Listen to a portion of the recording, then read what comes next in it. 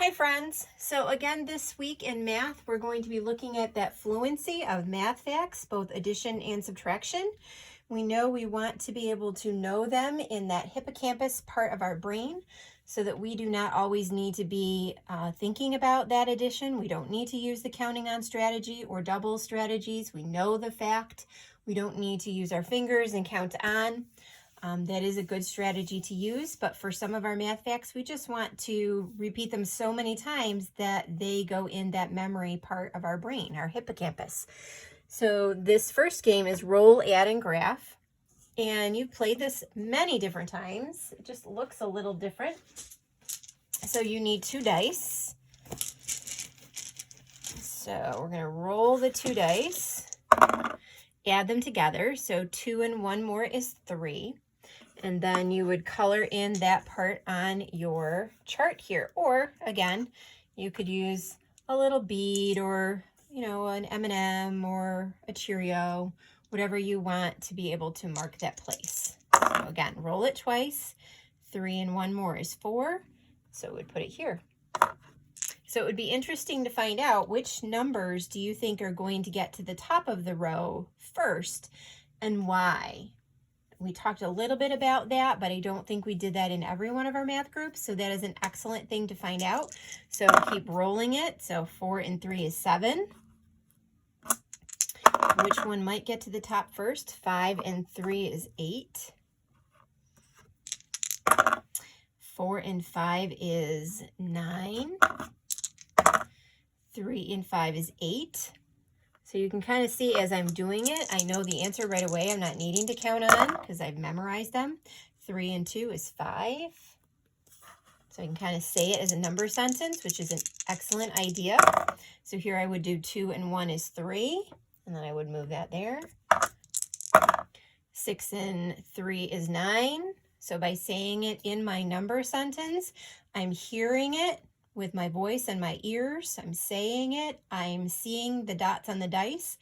And we know that when we are doing something in multiple ways, we are helping to put that learning in the right place in our brain. So by saying it, seeing it, hearing it, we're learning it in those 3 ways. So that is a game that you can play for your facts.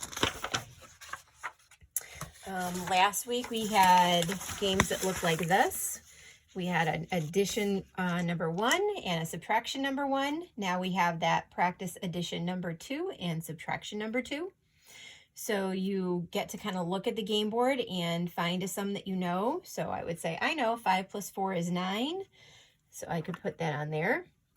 And then my partner would go and they might say, oh, I know what 7 and 2 is also 9. So they're the silver coins. And I would say, 9 plus 4, 13. And then my partner might be, 6 and 2 is 8. I'm going to block you there. So I might say, 5 and 1, I know that. 5 and 1 is 6.